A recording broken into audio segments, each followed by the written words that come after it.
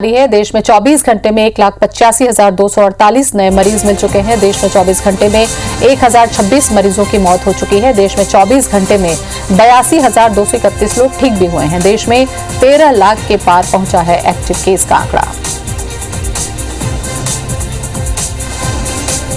तो देश में 24 घंटे में 1,026 मरीजों की मौत हुई है।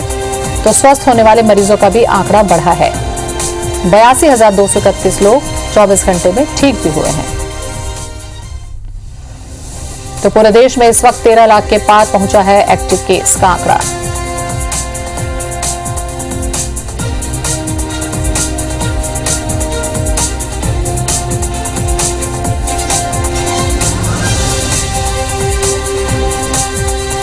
छत्तीसगढ़ की बात करें तो छत्तीसगढ़ में 1 लाख के पार एक्टिव केस इस समय है। छत्तीसगढ़ में 1,09,139 एक्टिव केस हैं। छत्तीसगढ़ में 24 घंटे में 15,121 कोरोना मरीज मिले हैं। छत्तीसगढ़ में 24 घंटे में 156 मरीजों की मौत भी हुई है।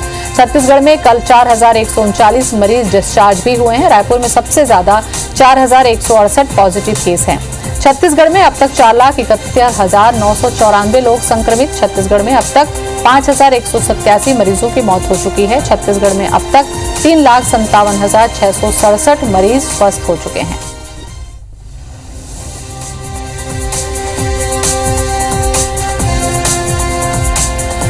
तो छत्तीसगढ़ में ही अकेले 1 लाख के पार एक्टिव केस हैं। पिछले 24 घंटे में 15,121 मरीज और 4,139 मरीज ठीक हुए हैं। तो 156 की पिछले 24 घंटे में ही मौत हुई है। तो छत्तीसगढ़ में जिस तरीके से कोरोना का विस्फोट जारी है, सतर्कता और सावधानी की भी जरूरत ज्यादा है। यहां पर छत्तीसगढ़ में 1,09,139 एक्टिव केस आज की तारीख में चल रहे हैं।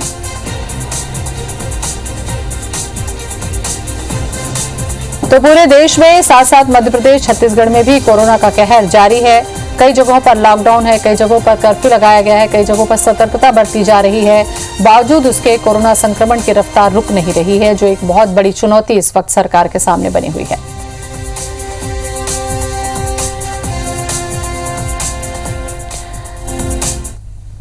और इसी खबर पर ज्यादा जानकारी के लिए हमारे साथ जुड़ रही हमारी संवाददाता प्रिया। प्रिया, जानना चाहूंगी मैं कि क्या स्थिति है वर्तमान में आंकड़ों को लेकर, और सबसे बड़ी बात है कि इलाज के लिए जो लोग भटकने की बात आ रही है, कहीं पर डेड बॉडी की बात आ रही है, क्या इंतजामात हैं इसको लेकर?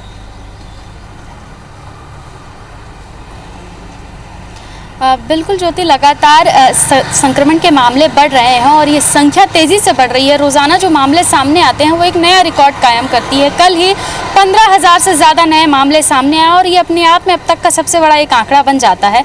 लगातार केसेस सामने आ रहे हैं और लगातार कोविड केयर सेंटर, अस्पतालों की व्यवस्थाएं करने की बात सरकार कर रही है, लेकिन अभी भी तस्वीरें ऐसे सामने आ रही हैं कि मरीज़ बेडों के लिए परेशान हो रहे हैं, मरीज़ वेंटिलेटर के लिए परेशान हो रहे हैं, मरीज़ ऑक्सीजन के लिए परेशान हो रहे हैं। तो ये तस्वीरें लगातार सामने जरूर आ रही हैं। हालांकि प्रदेश में लॉकडाउन लगा हुआ है। कई ऐसे जिले हैं जहां पर आज से फिर लॉकडाउन शुरू हो रहा है। बलरामपुर, पेंड्रा, बिलासपुर, महासमुंद जैसे जिलों में आज से लॉकडाउन शुरू हो रहा है। इसके अलावा 14 और जिले जो हैं वो लॉकडाउन की जद में हैं।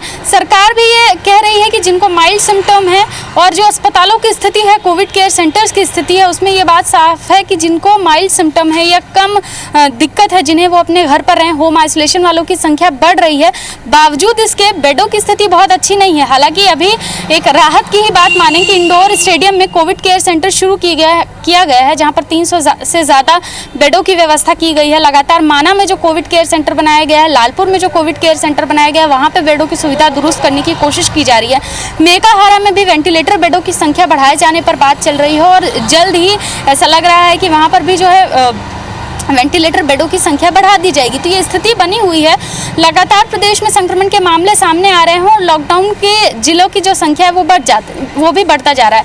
इस वक्त बस्तर ही ऐसा क्षेत्र बचा है, बस्तर के जो 7 जिले हैं वहाँ पर लॉकडाउन की स्थिति नहीं है।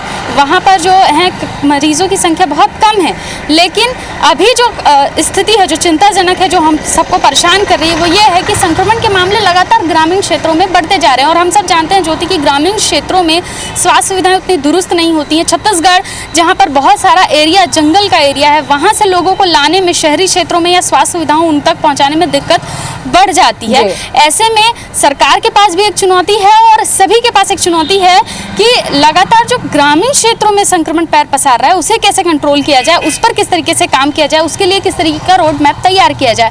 जो बेडों की सुविधा की बात है उस पर लगातार सरकार विस्तार करने की बात कर रही है और नतीजा यही हम देख रहे हैं कि लगातार कोविड केयर सेंटर्स की सुविधाएं बढ़ाई जा रही हैं। हाल फिलहाल में जो संख्या ज्यादा आ रही है वो गंभीर मरीजों की संख्या ज्यादा आ रही है और उससे सबसे ज्यादा चिंता की बात जो होती है ये हो जाती है कि लगातार मरने वालों की संख्या में इजाफा हो रहा है। उसमें भी सिर्फ कोविड से मरने वालों की संख्या लगातार बढ़ रही है।